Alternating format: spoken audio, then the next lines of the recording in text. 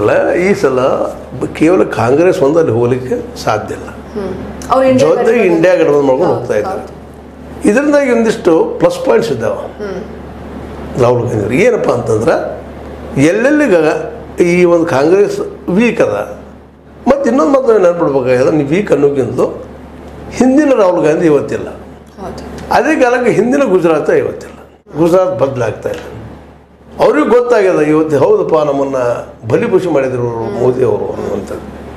ಅಲ್ಲಿ ಬಡತನ ಹೋಗಿಲ್ಲ, ಹಸಿವು ಹೋಗಿಲ್ಲ, ಎಜುಕೇಷನ್ ಜನಸಾಮಾನ್ಯ ಸಿಗ್ತಾ ಇಲ್ಲ. ಎಲ್ಲ ದುಡ್ಡಿದ್ದವ್ರಿಗೆ ಮಾತ್ರ ಗುಜರಾತ್, ದುಡ್ಡಿದ್ದವ್ರಿಗೆ ಅಲ್ಲಿ ಕೇವಲ ಗುಲಾಮ ರೀತಿ ಕೆಲಸ ಮಾಡ್ಕೊಂಡು ಹೋಗುವಂಥದ್ದು.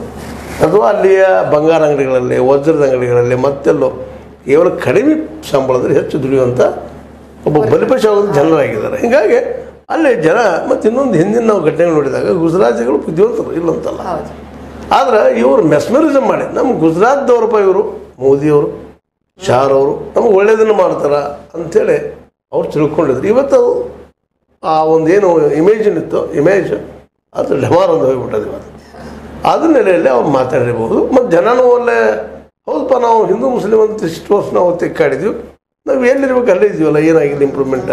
ಕಡೆಗೆ ಹಿಂದೂಗಳಾದರೂ ಮುಂದೆ ಹೋದ್ರೆ ಹಿಂದೂಗಳಲ್ಲಿ ಹಿಂದುಳಿದ ಜನ ಅಂದರೆ ಒ ಬಿ ಸಿ ಆಗಿರ್ಬೋದು, ಅಥವಾ SC ST ಆಗಿರ್ಬೋದು, ಅಥವಾ ಅಲ್ಲಿಯೂ ಆದಿವಾಸಿಗಳಿದ್ದಾರೆ ಅವರಾಗಿರ್ಬೋದು.